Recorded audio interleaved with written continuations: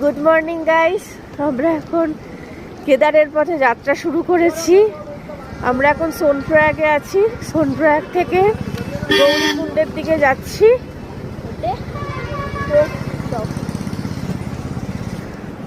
এখন বাজে 5টা।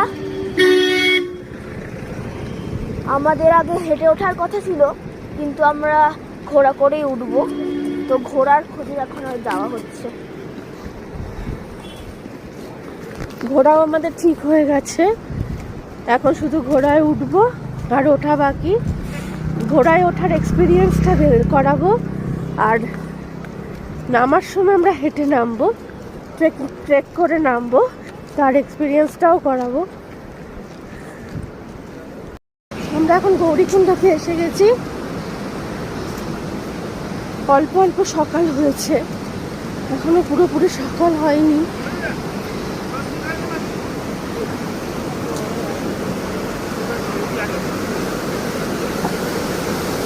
চারিদিকে ঝর্ণা।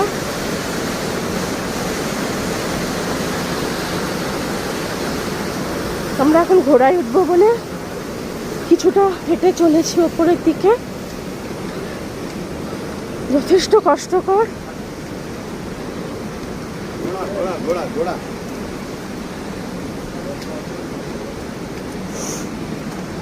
অলকানন মন্দাকিনী দেখানোর চেষ্টা করছি।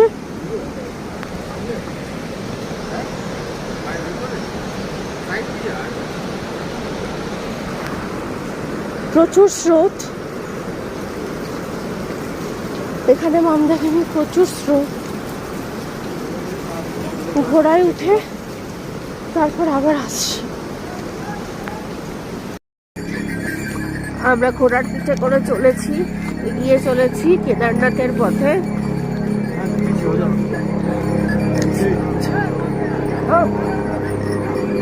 আপাতত আমরা ঘোড়ার পিঠে আছি, যতটা সম্ভব সেই প্রাকৃতিক সৌন্দর্য দেখানোর চেষ্টা করছি। খুব সুন্দর।